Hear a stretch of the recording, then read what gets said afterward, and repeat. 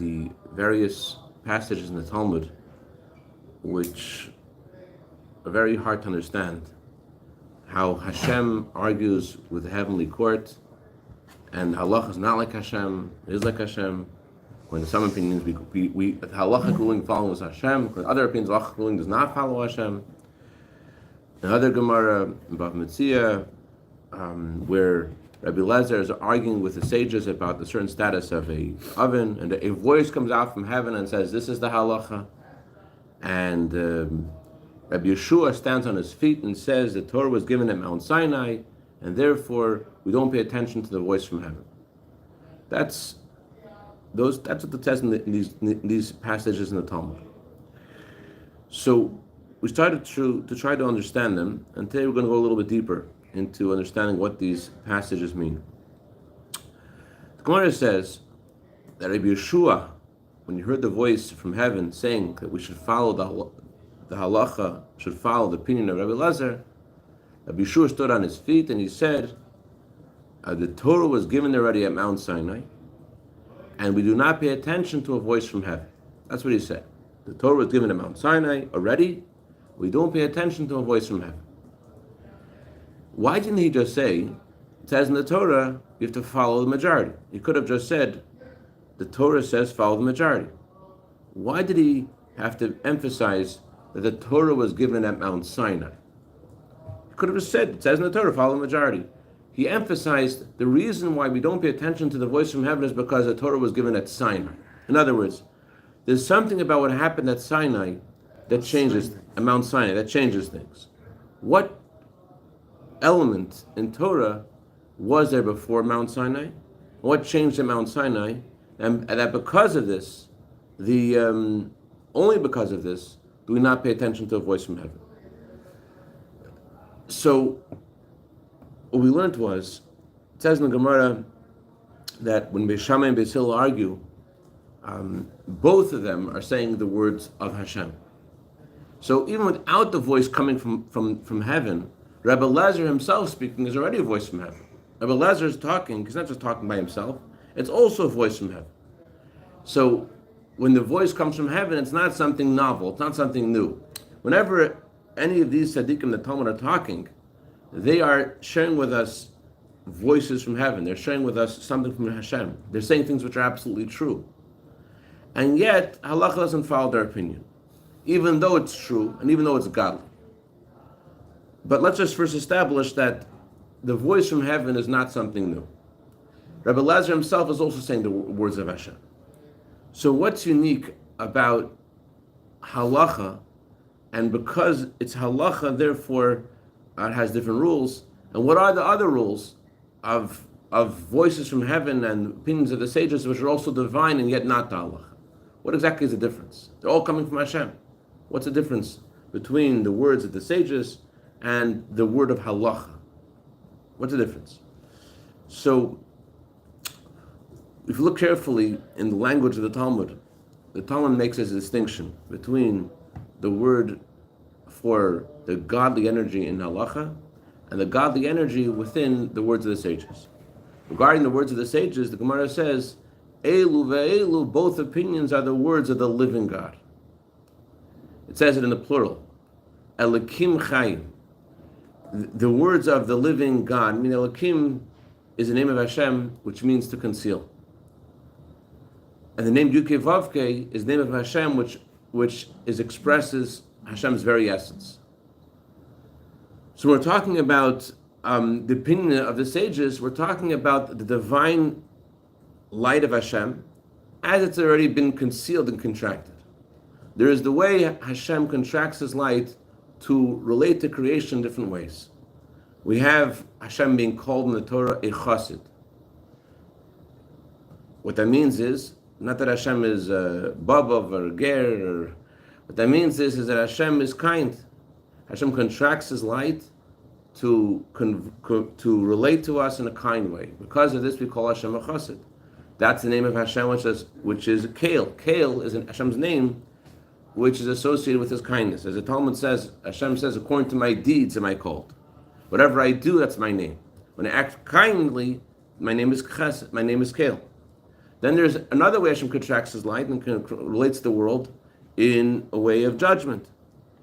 And Elokim is associated specifically with judgment. And there are other names of Hashem. So when we're talking about Elokim, we're talking about the way Hashem contracts His light. There are many levels within that. Yes? Elokim for physical work, yeah? Elokim is also numerical equivalent to the word Hatav, which means nature, which also is a contraction of light that creates a being that seems like it's going on by itself. But Elokim refers to many things. For example, in this very passage of the Talmud, it says both opinions are the words of Elokim Chaim. Not just Elokim, Elokim Chaim, the living God. And Kabbalah and Chassidus explains that there is Elokim regular and there's Elokim Chaim, which is a higher level. But the point is, there are many, in Hebrew, the word for bechina. Bechina is a word that's used in school for a test. So when you give a child a test, what are you trying to see? How much of the information does he have? Does he have 80% of the information, 90% of the information? That's what a test is for. The word for bechina is also used for levels of spirituality. What is the quality of this level of spirituality? This level of spirituality is Elokim. It's concealment. Oh, concealment. There are many levels within concealment. There's a way Hashem conceals His light and is creating the nature of the world. There's a way Hashem conceals His light and connects to us with kindness. There's a way Hashem conceals His light and connects to us with judgment. So within Elokim, within Hashem's power of concealment, there are many, many levels within that. There are many bechinas. There are many degrees of how concealed His light is. Within Shem Elokim, within Hashem's desire to hide His light, within that itself, there are many degrees. A bechina means a test. A bechina also means a degree. What's the degree of the concealment? However, if we're talking about Hashem Himself is one. So the Gemara talks about halacha. The Gemara says the dvar havaya zu halacha. The word of Hashem Himself is halacha. There is the voice from heaven. Heaven is something. Heaven is a thing. It's a godly thing, but it's still not Hashem Himself. So when the Rabbi Shua says we don't pay attention to a voice from heaven, he's referring to a godly thing, which it's a voice from heaven, it's a voice from Hashem, but yet it's a voice of Hashem as it leaves room for other voices from Hashem. In other words, it comes from a level where there are many degrees within that level. At the level of Elokim, there's room for Beis Shammai's opinion, which comes from judgment, and there's room for Beis Hillel's opinion, which comes from kindness. There's room for both, because Elokim is not just one level. Elokim is many levels. The way Hashem contracts His light, the many degrees of how concealed His light is. How Hashem is relating to creation, relating to the world of Atzilus, relating to the world of Bria, relating to each world. But then there is Hashem in His very essence. Hashem in His very essence is beyond all concealment and beyond all limitations. And this name of Hashem, Yud-Kei Vav-Kei, Havaya, is specifically related to halacha, specifically related to the final ruling. And at that level, there's only one. At Hashem's essence, there's no levels. It's just He and He alone. When we're talking about Hashem's essence, there are no levels, there are no degrees, there's no multiplicity, there can't be room for anything else. All there is Him. And therefore, halacha follows one opinion. That's why the Gemara uses voice heaven from a spiritual voice. Yes, a godly voice. God cannot body, of course. God doesn't have a body, but Hashem can contracts His light to connect to us through a voice through something which is called heaven. Well, let's say it this way. All the prophets gave prophecy, but even their prophecy, there's different levels of prophecy. How much light are they revealing? How much did Moshe Rabbeinu, who was the greatest of all prophets, what did he reveal? The voice of heaven, the voice of Hashem that the prophets heard, we're not talking about a physical voice. When the prophets heard a voice from Hashem, what that means is there's a revelation of Hashem in the heart and in the mind of the prophet. As the Alter Rebbe writes in Shara Yichud Ve'amunah, the Alter Rebbe writes, end of chapter 2, I believe. Yeah, the Alter Rebbe writes, a revelation of what does prophecy mean? It says Vayidaber Hashem, Vayomer Hashem. Hashem spoke. He doesn't have a body. What does it mean he speaks? It means the 22 letters of the alphabet, the supernal levels, the supernal letters of the alphabet, they come into the mind of the prophets. They come in their thoughts. They come in their words. That's the meaning of Hashem speaking. The revelation, the letters of the alphabet in the prophet. So in what revelation is there? Are they experiencing? Moshe Rabbeinu is experiencing one level, and now the prophet's experiencing a different level of Hashem's light. That's the meaning also of what the other Gemara means when it says, all the heavenly court has this opinion, and Kudsha Brichu, and the Holy One, blessed be He, has another opinion. Kudsha Brichu, that name of Hashem, also is portraying something. There are 3 words there. Kadesh Baruch Hu, the Holy One, blessed be He.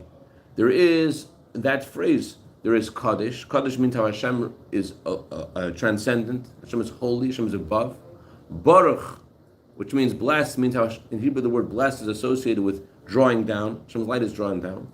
And there is a convergence of both of those words in the name, the Holy One, blessed be. How Hashem is able to bring together both transcendence and immanence, both be above, and to bring something which is above into creation.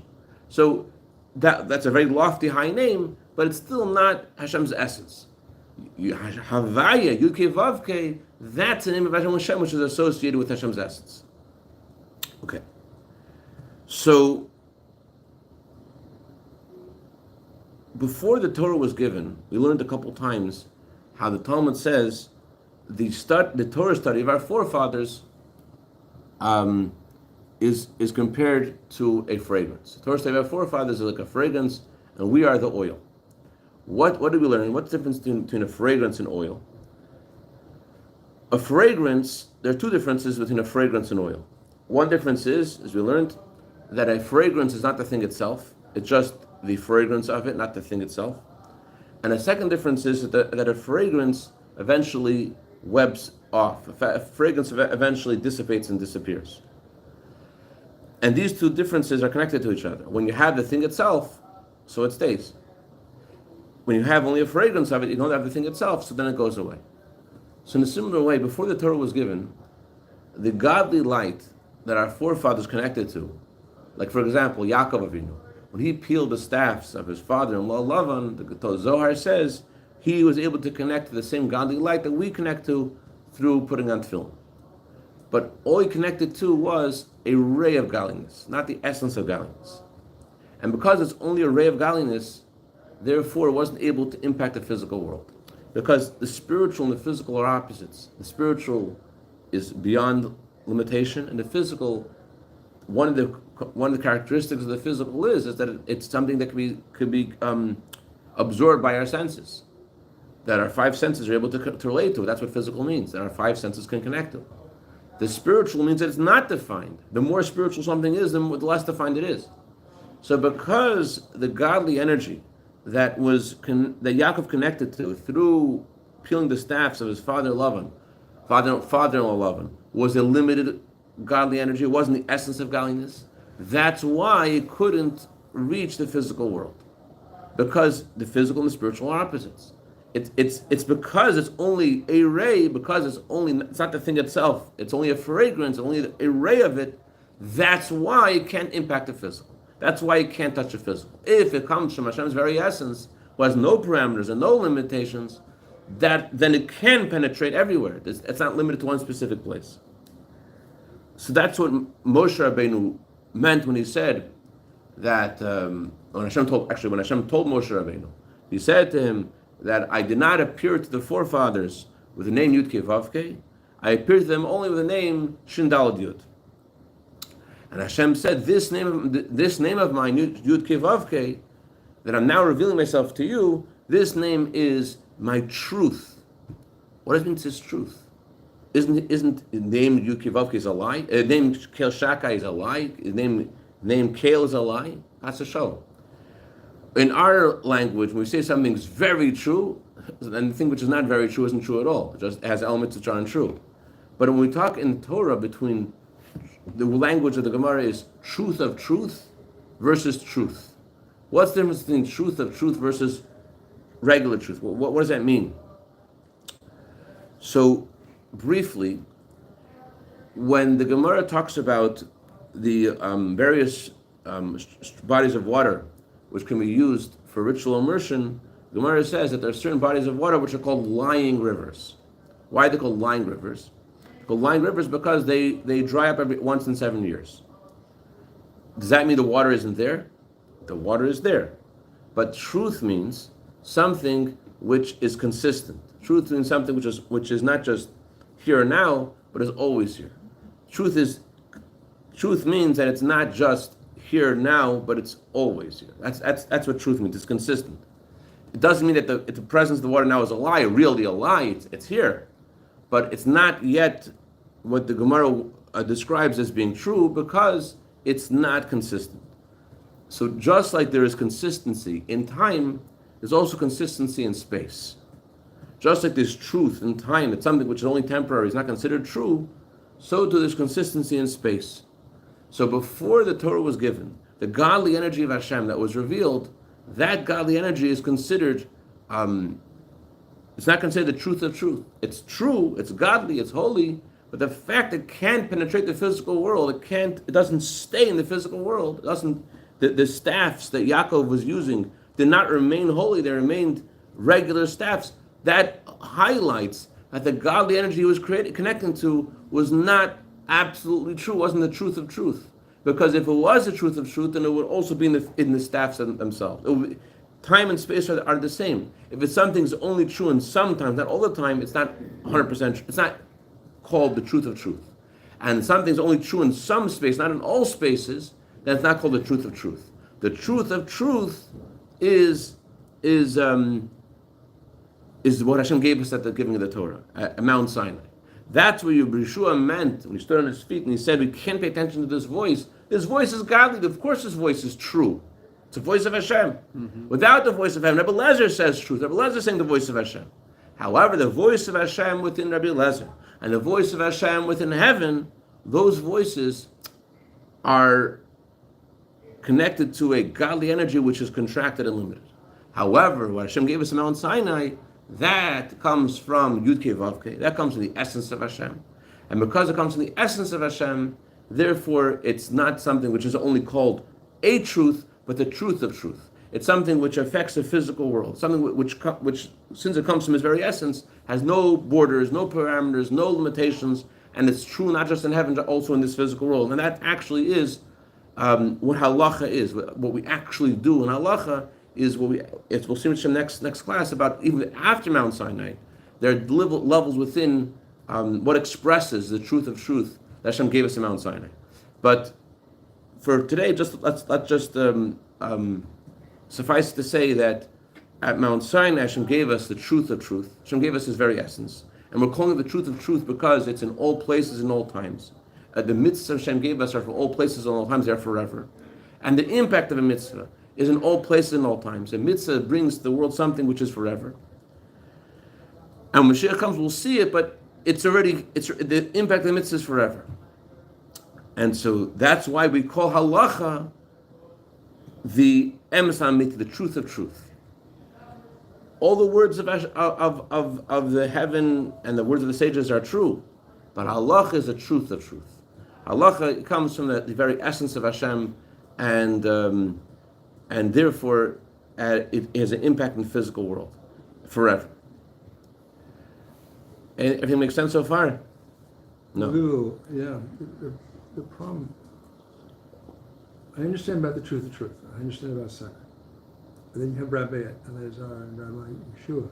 Each of them hears or denies the voice. They all heard the voice of heaven, right? They all heard the voice of heaven. All heard the voice of heaven. But one person is saying, hey, and Rabbi Elazar, right, says, only what we heard at Mount Sinai. No, that's to be sure. Rabbi Yeshua, I'm sorry. Okay, so that is the time and the space when we heard the truth of truth. Right. Okay. Rabbi Elazar is saying, pay attention to this voice from heaven. Yeah, pay attention to this voice, but it's not Mount Sinai. Right. So it's the voice of heaven, but not the space. It was the time of heaven, but not the space as well. It's the time of heaven, not the space of heaven? Well, Meaning, if you heard the voice, you heard the voice. You heard the voice. That's got to be in time. Right. But it was not at Mount Sinai that you heard this. Right. In other words, it's coming from heaven. Right. It's not coming from Sinai. Right. It is a voice from God, Right. and it's true, Right. but it's not from Sinai. Right. It's not from the essence. Right. And that's it's a little bit of it's a paradoxical. It's from heaven, and that's what we're trying to convey, that it could be a voice from heaven and not, and yet it's Elikim Chaim. It's Hashem contracted as light, and you learn it's Torah, and it's godly, and it's holy. But halacha is connected to the name of Hashem Yud Kei Vav Kei. Halacha is connected to Hashem's very essence, and that's something which we got at Mount Sinai. When before Mount Sinai we didn't have that. And so, Rabbi Lezer, you're sharing something. Yeah, Avram also studied the Torah. Halacha doesn't follow Avram. Yitzchak studied Torah. The halacha doesn't follow Yitzchak. The halacha follows what Moshe Rabbeinu gave us Mount Sinai, when then at that time God gave us the Torah from His very essence.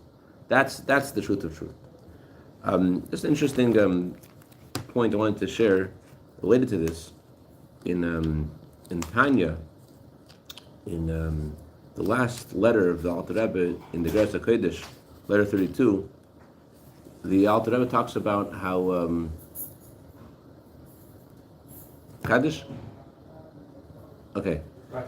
The Alter Rebbe talks. Let's conclude what we conclude before Kaddish. The Alter Rebbe talks about how every kindness we do nowadays lasts forever, and with Tchias HaMesim we'll see the light of Hashem we bring down to the world today. All right, I'll stop here.